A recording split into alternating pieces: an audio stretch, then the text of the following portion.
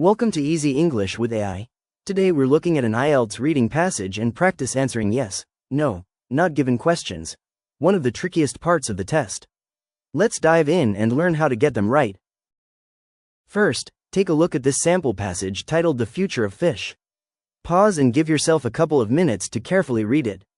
The passage talks about how commercial fishing began more than 1,000 years ago, how people in the 19th century believed the oceans had endless resources, and how the 20th century brought an unprecedented rise in fishing intensity. This text will be the basis for our practice question. Take a look at these IELTS reading practice questions. Can you answer them correctly? Each one has 3 options: true, false, or not given. Read carefully, think about the passage, and decide your answers. Comment below with what you think, and let's see how many of you get them right. Now let's check together. The passage says, "The face of the ocean has changed completely since the first commercial fishers cast their nets and hooks over 1,000 years ago." The question says, "It is more than 1,000 years since people started to catch fish for commercial use."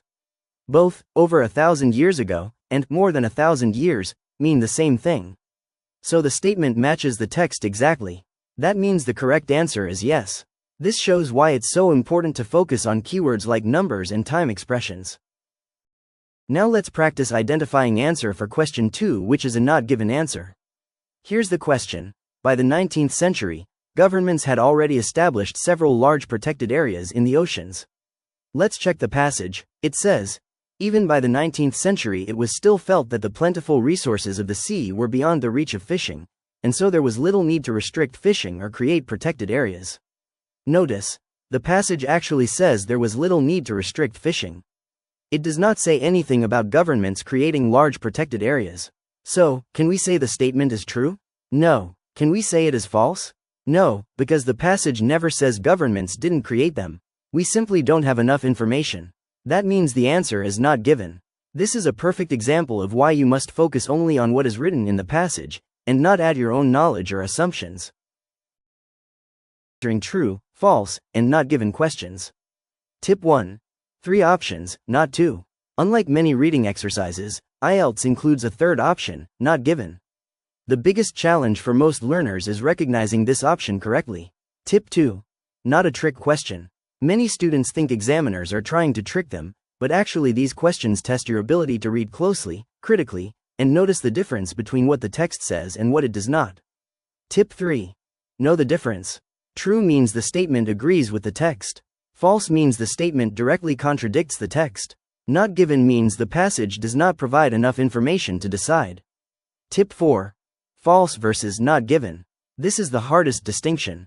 If the passage clearly says the statement is wrong, the answer is false. But if the passage never mentions it at all, then the answer is not given.